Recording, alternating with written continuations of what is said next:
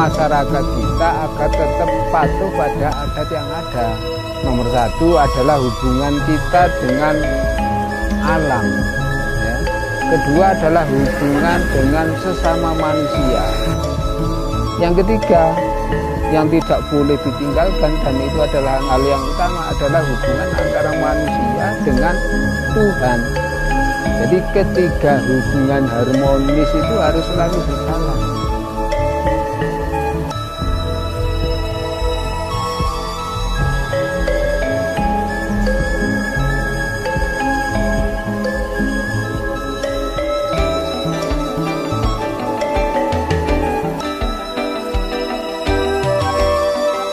Tengger merupakan suku yang mendiami dataran tinggi di sekitar pegunungan Bromo dan Semeru, Jawa Timur.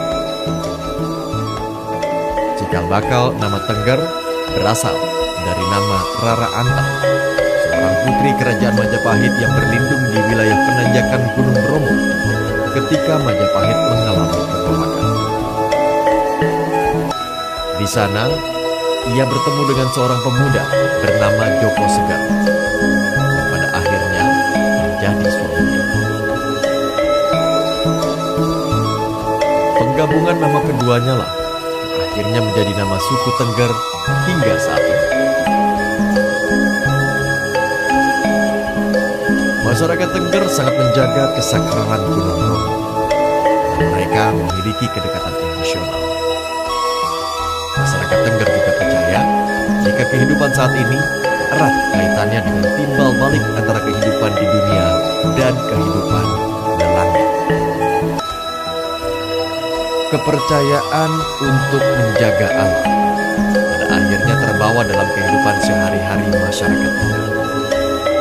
Mereka pun memiliki pola tersendiri dalam menjaga keseimbangan alam yang tercermin dalam setiap kegiatan upacara adat.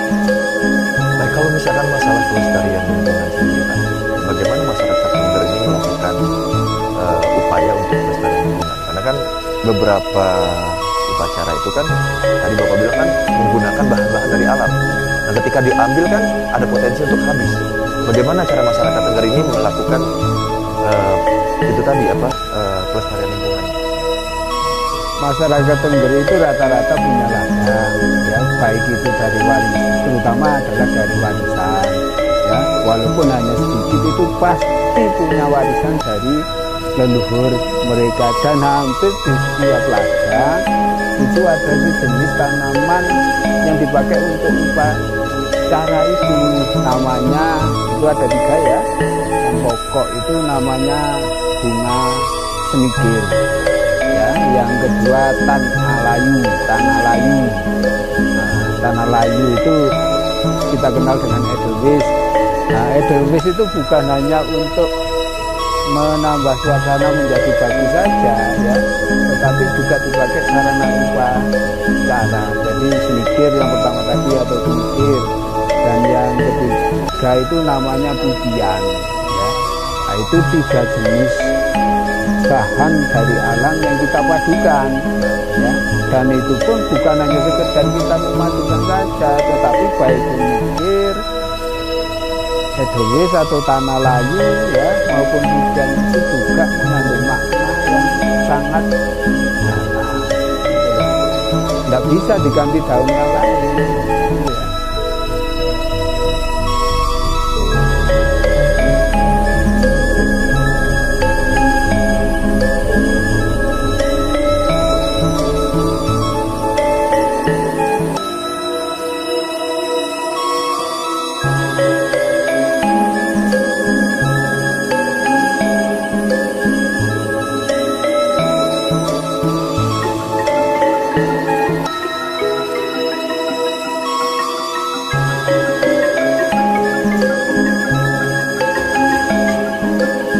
Kecintaan masyarakat Tengger terhadap lingkungan juga disampaikan salah seorang warga bernama Uli.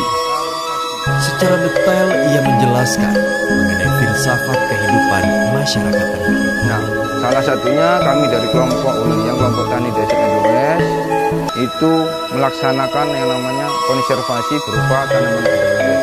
Tanaman Edelweiss ini adalah tanaman sakral bagi kami, bahwasanya tanaman edelweiss merupakan rangkaian atau sarana untuk melaksanakan upacara. Salah satunya yang sangat mempergunakan edelweiss atau namanya tanah layu.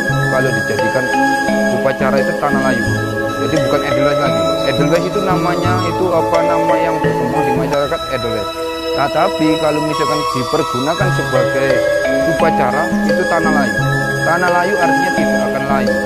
Nah, kemudian masa sih kita menggunakan upacara ini kita harus ambil di kawasan, harus mencuri, harus lari-larian, kucing-kucingan dengan pihak Taman Nasional, pihak petugas. Makanya dengan adanya kita budidaya edelweiss ini minimal ada terpenuhi, dan kemudian masyarakat ini melaksanakan adat ini dengan bangga bahwasanya edelweiss ini atau tanah layu ini tidak mengambil di kawasan atau tidak mencuri istilahnya. Dengan demikian di alam lestari, ada tradisinya juga lestari, dan semuanya itu akan menjadi keseimbangan yang hakiki.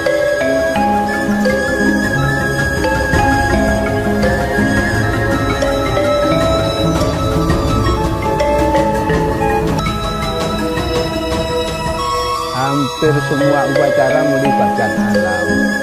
Jadi upacara sekecil apapun kita itu melibatkan alam. Nah, keinginan kita itu apa? Agar alam ini selalu bersinergi dengan kita. Ya. Jadi seperti itu. Jadi kita memohon kepada Tuhan agar keadaan alam ini selalu bersinergi dengan kita. Bukan kita menantang kehendak Tuhan loh ya. Nah, kita hanya memohon kepada Tuhan. Contohnya setiap misalnya kita melakukan kegiatan, misalnya kita memohon pada Tuhan, misalnya saja agar hari ini hujan reda, ya. Kita memohon pada Tuhan. Nah, kalau Tuhan berkehendak, kan tidak apa-apa. Yang penting kita tidak berlebihan, misalnya sampai secara umum model-model pawang hujan tidak sampai seperti itu. Ya, kita hanya sebatas memohon pada Tuhan. Ya, Tuhan itu merestui atau tidak terserah Tuhan. Karena kita percaya kalau kita benar, otomatis kita mendapatkan hal yang benar. Kalau kita tidak benar, otomatis kita juga mendapatkan hal yang tidak benar seperti itu. Jadi kita percaya bahwa Tuhan itu ya bersama dengan kita. Nah, karena Tuhan itu bersama dengan kita, sudah satu jiwa dengan kita, otomatis ya tidak sulit mengendalikan alam. Gitu loh.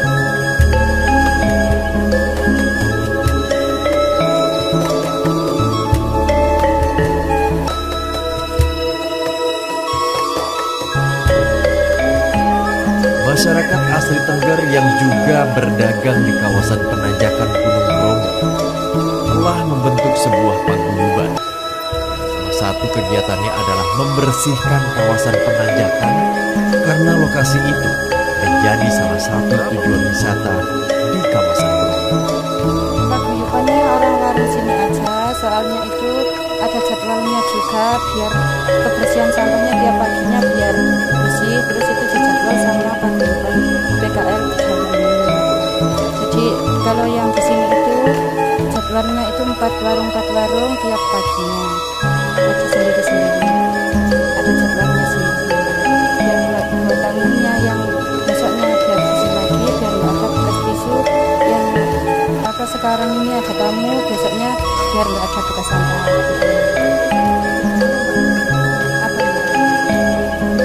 Ya setiap hari sehabis tamu, kalau tamu sudah turun-turun gini mulai bersih-bersih sampai di dalam warung juga seperti itu.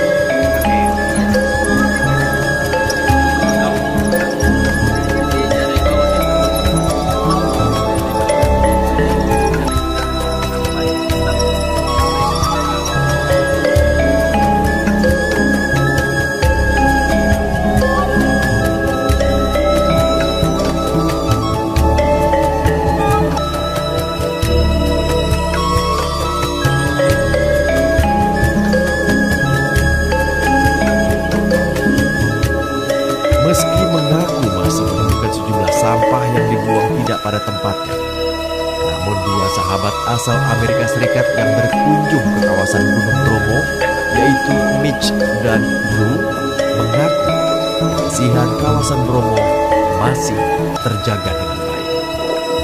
There was a little, when we went to like the sunrise viewpoint, it wasn't too bad, but like over the edge of like where the railing was, you kind of see some down there.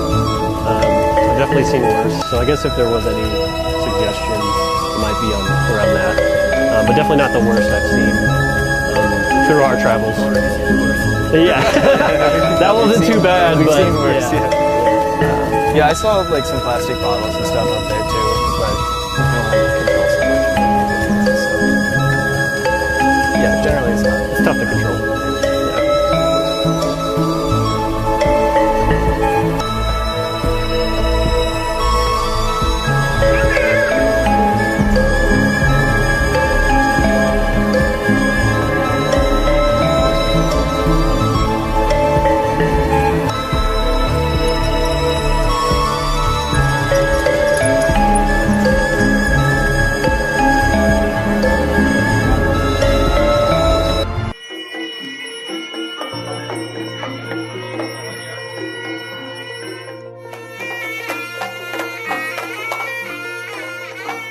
Terkait pelaksanaan Yatnya Kasada di suku Tengger ini tentu akan terkait dengan moderasi beragama yang saat ini sedang diusulkan oleh Kementerian Agama. Dari 4 indikator moderasi beragama, ada 1 indikator yang mencerminkan praktik kehidupan beragama dalam konteks pelaksanaan Yatnya Kasada, yaitu indikator penerimaan terhadap kearifan lokal. Proses-proses Yatnya Kasada yang dilaksanakan ternyata juga memberikan kesempatan kepada umat selain Hindu, baik Muslim, Kristen, Katolik, dan Buddha untuk bersama-sama melaksanakan ritual Yatnya Kasada. Artinya, pelaksanaan ritual Kasada ini juga memberikan kontribusi terhadap ketentrapan, kedamaian, baik kedamaian batin maupun kedamaian luar batin yang tentunya akan memberikan kontribusi positif bagi pengembangan umat yang ada di Bromo, khususnya dalam konteks kehidupan umat beragama.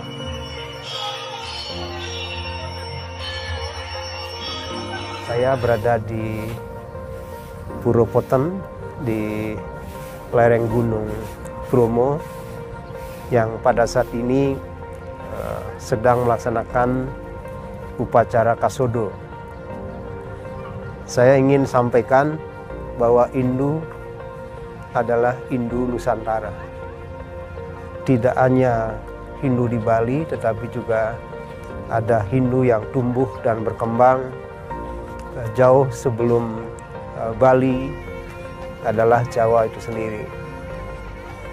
Salah satu bukti yang bisa kita lihat adalah prosesi Kasodo yang sudah dilangsungkan dari sejak kemarin dengan prosesi tadi pagi ya, kita sudah melaksanakan upacara yang melibatkan 52 orang Romo Dukun Pandita sedang membacakan mantra-mantra sesuai dengan tradisi yang ada di Tengger untuk upacara Kasodo ini.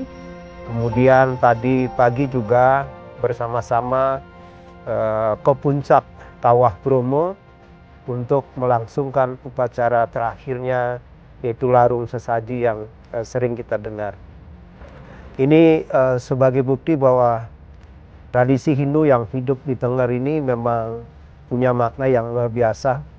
Yang pertama, bahwa apa yang dilakukan oleh umat Hindu yang ada di Tengger ini adalah meneruskan tradisi pemujaan terhadap manifestasi Tuhan Yang Maha Kuasa di Ide Sang Yang Dewasa dalam manifestasinya sebagai Dewa Brahma, aspek Kasodo sebagai sebuah ritual yang secara praktiknya saya kira menjadi sebuah best practice yang bisa meneladani bahwa kita hidup memang tidak hanya untuk satu golongan, tapi kita hidup untuk golongan yang lain.